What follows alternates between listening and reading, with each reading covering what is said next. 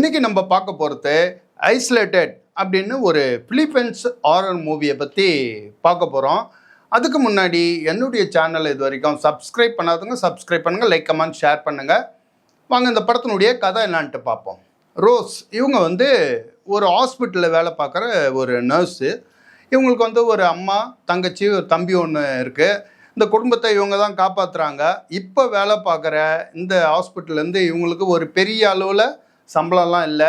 சரி, இதை விட்டுட்டு வேறு நல்ல வேலை எதனா கிடச்சிதுன்னா நல்லா இருக்குமே அப்படின்ட்டு இவங்க கொஞ்சம் சோகத்திலே தான் இருக்காங்க. ஏற்கனவே ஒரு லவ் ஃபெயிலியர் வேறு. இது நடுவில் இவங்களுக்கு ஒரு ப்ரைவேட் நர்ஸாக ஒரு வயசானவரை பார்த்துக்கிறதுக்கு ஆள் தேவை அப்படின்னு சொல்லிட்டு ஒரு விளம்பரத்தை பார்க்குறாங்க. அதுக்கு நல்ல சம்பளமும் தரப்படும் அப்படின்ட்டு போட்டிருக்கு. உடனே இவங்க வீட்டிலலாம் சொல்லிவிட்டு நான் வெளியே தான் போய் தங்கி தான் அந்த வேலையை பார்க்கணும், பத்திரமா பார்த்துங்க அப்படின்னு சொல்லிட்டு அவங்க அம்மாக்கிட்டலாம் சொல்கிறாங்க. அம்மா அழுகிறாங்க, ஏன் அவ்வளோ தூரம் போகிறேன்னு. இல்லை, நமக்கு சம்பளம் நிறைய வேணும்னா வெளியே போய் தான் ஆகணும் அப்படின்னு சொல்லிட்டு இவங்க அங்கேருந்து ஒரு டாக்ஸி பிடிச்சி ஒரு இடத்துக்கு கிளம்பி போகிறாங்க. போயிட்டு அந்த இடத்துல நிற்கிறாங்க. நின்ன உடனே கொஞ்ச நேரத்தில் ஒரு காரில் ஒரு லேடி இவங்கக்கிட்ட வராங்க. ரோஸ் எப்படி இருக்க, பயணம்லாம் நல்லா இருந்ததா, சரி காரில் ஏறு நம்ம போகலாம் அப்படின்னு சொல்லிட்டு காரில் இவங்கள ரோஸை ஏற்றிக்கிட்டு ஒரு ஒதுக்குப்புறமாக இருக்கிற ஒரு ரெசார்ட்டுக்கு கூட்டின்னு போகிறாங்க. ஒரு பெரிய ரெசார்ட் அது உள்ளே போயிட்டு கார் நிற்கிது. இப்போ அந்த லேடி இறங்கிட்டு ரோஸை கூப்பிட்டுக்கிட்டு, இங்கே பாருமா, இந்த ரெசார்ட் ஒரு காலத்தில் நிறைய ஆளுங்கள்லாம் தங்கின இடம் இது. இந்த ரெசார்ட்டினுடைய ஓனர் பேர் பீட்டரு. அவருடைய மேனேஜர் இந்த பீட்டரை ஏமாற்றி நிறைய பணத்தெல்லாம் தூக்கின்னு ஓடி போயிட்டான். இப்போ பீட்டர் படுத்த படுக்கையாக இருக்கிறாரு. அவருக்கு நரம்பு தளர்ச்சி வேறு. அந்த பீட்டரை தான் நீ இப்போ பார்த்துக்க போகிற. அதுக்காக தான் உன்னை இப்போ வேலைக்கு வச்சுருக்கேன் நான். நீ பத்திரமா பார்த்துக்கணும். அவரை காலையில் எழுப்பி வச்சு குளிக்க வச்சு சாப்பாடெல்லாம் கொடுத்து வேலைக்கு மருந்து மாத்திரெல்லாம் ஒழுங்காக கொடுத்து நல்லபடியாக நீ பார்த்துக்கணும் அப்படின்னு சொல்லிட்டு கூட ரூமில் கூட்டின்னு போயிட்டு அந்த பீட்டரை காட்டுறாங்க. பீட்டர் அந்த ஆள் எப்பவுமே வயசானவர் படுத்துக்கினே தான் இருக்கிறாரு. அந்த ஆளால் எழுந்து நடக்கவும் முடியாது, சக்கரை நாக்காலில் தான் வருவார் அப்படின்ட்டு இப்போ ரோஸ் கிட்ட சொல்கிறாங்க. அப்புறம் எழுப்பினோன்னா அவர் எழுந்து பார்த்துட்டு, இதாங்க ரோஸு, உன்னை பார்த்துக்க போகிற நர்ஸ் அப்படின்னு சொல்கிறாங்க. அவர் பார்த்துட்டு மறுபடியும் அப்படியே படுத்துக்கிறார்.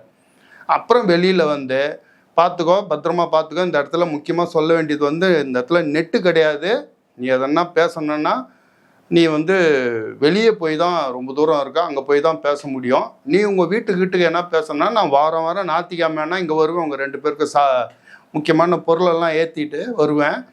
அப்போ உன்னை கூட்டின்னு போயிட்டு நான் பேச வைக்கிறேன், பத்திரமா பார்த்துக்கோ அப்படின்னு சொல்லிட்டு அந்த அம்மா கிளம்பி போயிடுறாங்க. இப்போது இந்த நர்ஸு ரோஸும் அந்த வயசானவரும் மட்டும் தங்கி இருக்கிறாங்க அந்த ரெசார்ட்டில். அதுக்கப்புறம் இந்த ரெசார்ட்டில் நடக்கிற பயங்கரமான விஷயங்கள்லாம் என்ன அப்படின்றது தான் இந்த படத்தினுடைய கதை. முக்கியமாக இந்த படம் பிலிப்பைன்ஸ் படம்னோடனே பெரிய அளவில் ஒன்றே இருக்காது. சும்மா இந்த பேய் படம்னு சொல்லிட்டு இந்த காதலர்கள் ஒரு பாழடைஞ்ச பங்களாவுக்கு போவாங்க. இல்லைன்னா இந்த ஒரு குடும்பம் ஒரு பங்களாவுக்கு போகும். அப்படியே காமிச்சு திடீர்னு பேய் வரும், அப்படி இப்படின்னு பூச்சாண்டியெல்லாம் காட்டுவானுங்க அப்படின்னு தான் நினச்சி தான் இந்த படம் பார்க்குறதுக்கு நான் உட்காந்தேன். ஆனால் அந்த படம் ஃபஸ்ட்டு சீனில் ஆரம்பித்ததுலேருந்து முடிகிற வரைக்கும் நம்மளை படத்தை விட்டு நம்மளை கொஞ்சம் கூட விலகாத அளவுக்கு நம்மளை அந்த அளவுக்கு கிரிப்பாக பிடிச்சி நிறுத்தியிருக்கு இந்த படம்.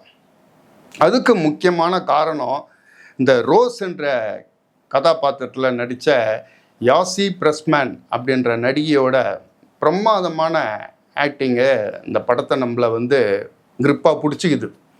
அதுக்கு அடுத்தது அந்த வயசான கேரக்டரில் பீட்டர் என்ற கேரக்டரில் ஜோயில் டோரி அப்படின்றவர் நடிச்சிருக்கார். இந்த 2 கேரக்டர் தான் இந்த படத்தில் முக்கியமான கேரக்டர். இந்த 2 கேரக்டரும் சூப்பராக ஆக்டிங் பண்ணியிருக்காங்க.